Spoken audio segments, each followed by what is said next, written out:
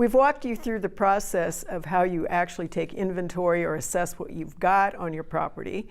We've also talked to you about how you figure out what you want and need, and those are really important pieces before you decide to pick that first plant, put that plant in the ground, or pour or put that pavement on the ground or in the ground. So at this point, we want to talk about design development. You've put those two pieces together. You perhaps, even though you don't have good graphic skills and you don't need them, you have created a couple of concepts. You've decided you like a path in one place, you want the shed over here. A second concept might be you want the path to go the other direction, you want the shed over there. Or fire pit, no fire pit. So you've played around with those concepts. Now it's time to say, gosh, I really like elements of both or all of those concepts. How do I put them together? That is what we call design development. So you get to take the best pieces of your own thought process, in this case, and it's almost like playing paper dolls or building something out of Legos without the Legos.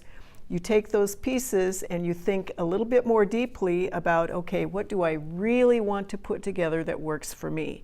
Taking into consideration all of those elements.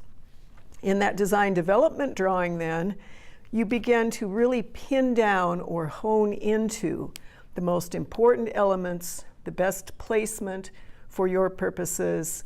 If it is living material that you have in mind, which we of course hope you do from backyard and lifestyle gardening, you take a look at or you think about pretty hard, will the site itself support those particular plants? That design development drawing then becomes the basis for what will be your final plans. Again, knowing that final doesn't really mean final forever, because you get to change everything in your landscape when you decide it is time for a change. In the design development drawings, or in that next piece that has put together the concepts, in terms of putting plant material, putting use areas in the correct places, again, you take a look at what is the relationship between all of those elements that are important to you. How does the path work? Can you access the garden?